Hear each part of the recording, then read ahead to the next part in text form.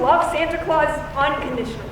They spend months anticipating the arrival of December and begrudgingly obeying their authority figures for the whole year, desperate to stay in his good graces.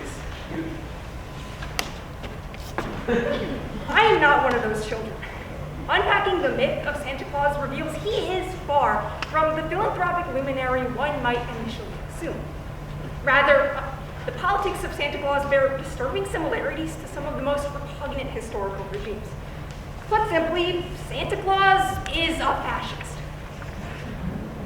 In political scientist Dr. Lawrence Britt's 2003 article, Fascism Anyone, he delineates the 14 tenets of fascism. But for the purposes of not boring anyone to sleep, I'll just cover 8. Number 1, powerful and continuous nationalism. Antarctica is the only continent without an indigenous human civilization, implying that Santa Claus acquired his dictatorial control of the North Pole through ruthless imperialism, enslaving the entire native elf population and exploiting them for labor in doing so. And with the collective power of his myrmidons, Santa Claus has been able to extend his sphere of influence to impact each continent. Number 2, disdain for human rights. If there's got to be one thing that Santa Claus longs for more than nationalism or milk and cookies, it's got to be human rights violations.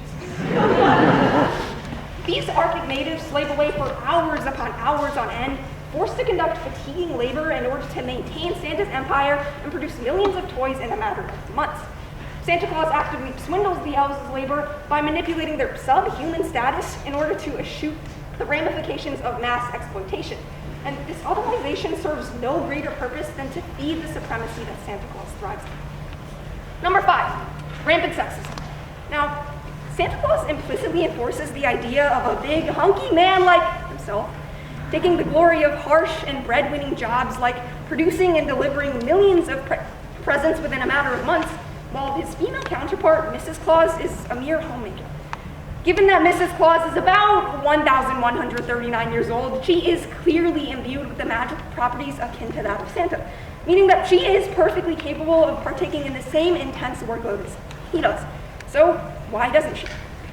By the same token, Santa Claus's reindeer are often presented as male. Most notably, the story of Rudolph is told through the perspective of a young male reindeer.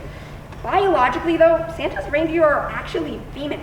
Male reindeer lose their antlers by the end of mating season, after November, while female reindeers maintain these antlers throughout the holiday season and the remains of the winter. If Santa Claus were truly in favor of equality, he would have corrected such an oversight on the record. But as of right now, he hasn't. Number 6, controlled mass media. Picture this, it's December, you're bored and would like to listen to music, so you turn on the radio, only to find that it's playing Christmas music, as it has been since Thanksgiving ended, and you're sick of it. Dissatisfied and still bored, you go to turn on the television, finding that it's streaming a holiday movie marathon, and all the segments of advertisements in between are Christmas.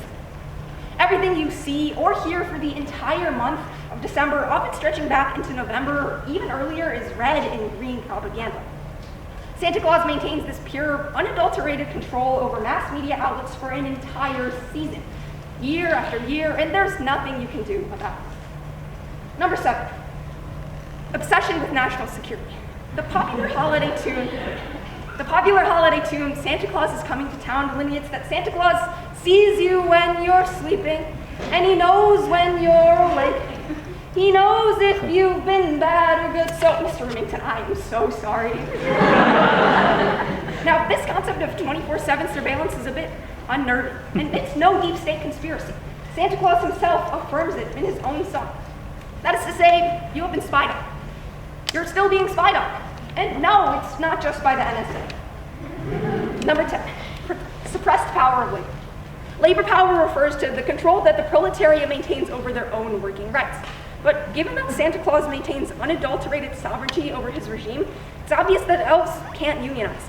And without this collective power, they're unable to prevent Santa Claus from gaining substantial passive income and his enormous amounts of accrued capital. Since lucre is generated over commodities and not labor, Santa Claus can undervalue elf labor so that all net profits benefit himself, despite his lack of work and not the laboring elves. Number 13, corruption. Didn't think I'd have to spell this one out for you, but given that Santa Claus violates elf rights, sports sexism, and maintains mass surveillance, it's pretty obvious that his whole gimmick revolves entirely around being corrupt. And finally, number 14, fraudulent elections. Have you ever heard of democratic elections and peaceful transition of power in the Arctic?